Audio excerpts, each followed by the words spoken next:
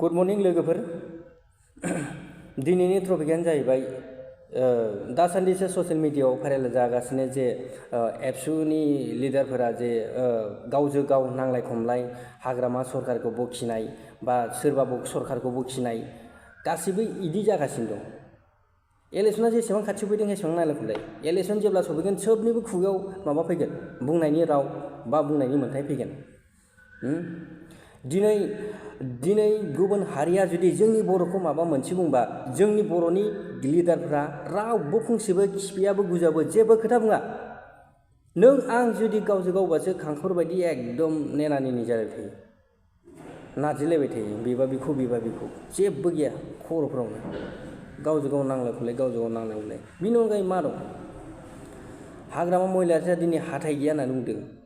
नोंसोर हाथाइ गैयिखौ 2025 सनाव नाय नोंसोरो नोंसोरनि पावार एन्ड फांसना बेसे दं बेखौ नायनो।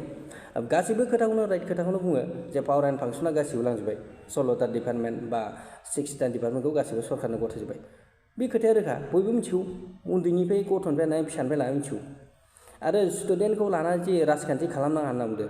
गोदो सिगां जों थानाय जेब्ला जोङो क्लास 8 समाव फरायनाय समाव जोंखौ क'क्राझार बायदियाव रेलवे स्टेसन जथायना लाना थांदोंमोन, होमबा जों स्टुडेन्ट नङा बै समाव? एबसुनि सोमावसारनाया माने जों गथ' नङामोन नामा? Divide Assam 50-50 white divide Assam 50-50 बेनो नामा डिभाइड आसाम 50-50 नोंसोरनि दाबिनाया? जोंखौ लानानैबो सानसे बेलासे जोंखौ लानानैबाबो क'क्राझार बबावबाबो जोंखौ लानानै रेल स्टेसन जथायमोनलै गुबुन बहुत मानसिफोरखौबो जोंनि पकेटनिफ्राय जों फैसा होना थांदोंमोन, मिथिबाय? सान्दुं बा सान्दुं अखा बा अखा जोङो सान्दुं अखा नेवसिनानै जोंबो खस्थ' खालामफादोंमोन बिटिसिखौ जों बड'लेण्ड नांगौ होननानै। नाथाय बोरो नोंथांमोना नुनांगौमोन, नोंथांमोना दा नायलांदो प्रमद बर' सारा मा बुंदोंमोन सिगां आरो दानि जुगाव माबायदि बिनि गोसोआ सोलायदों नोंथांमोना नायबानो गासिनिफ्राय फारसेनिफ्राय थन बुजिलांगोन।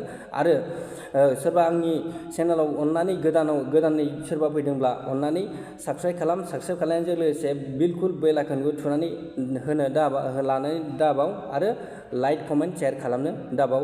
नायलांदो नोंथांमोना प्रमद बर' एबा एबसुनि दैदेनगिरिफ्रा मा खोथा बुंलांदोंमोन।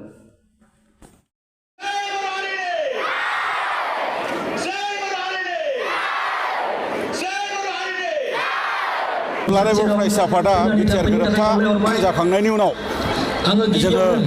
जोंनि जिखिनि हाबा मावनायनि जि डाइरेक्सन बेखौ जोङो थिग खालामनानै लादों।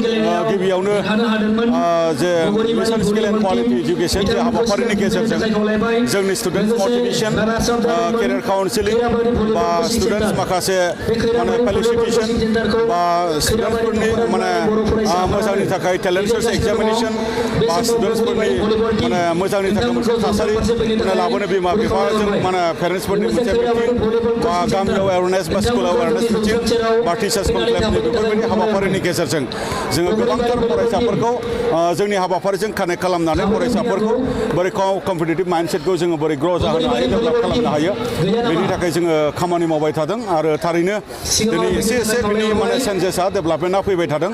थारैनो फैबाय थानाय समाव माखासे उसुबिदाफोर दङ जे सरकारि भाबै जे उसुबिदाफ्रा सुफुंजायो, बे उसुबिदाफोरखौ सरकारा थाबैनो सुफुंनानै होयोब्ला, थोजासे फोरोंगिरि होयोब्ला बा नांगौ बायदि इनफ्रास्ट्राक्चार होयोब्ला बा नांगौ बायदि बेबायदि मोनसे थासारि दाना होयोब्ला निस्सय जे जोंनि बर' फरायसाफोरनि जिखिनि मोनसे सोलोंथाइनि मानदान्दा बेयो बिराद गोजौआव थांगोन।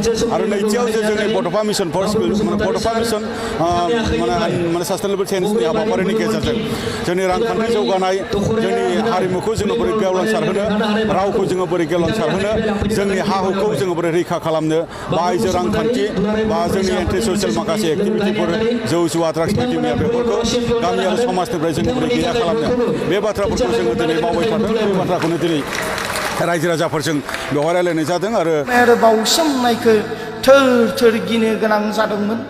आरो बैखिनि समायाव आसाम सरकार, भारत सरकारा एनडिएफबिखौ खावलायनो गोनां जादोंमोन जे नोंथांमोना हाथियारखौ दोनथ'नानै सावरायनायनि गेजेरजों बर'नि थामोन्थाखौ सुफुंनो थाखाय नोंथांमोना हाथियारखौ दोनथ'नांगौ होननानै भारत सरकारा खावलायनो गोनां जादोंमोन। मानोना जोंनि दावहाखौ आसाम सरकार आरो भारत सरकारा गिख्रुंदोंमोन।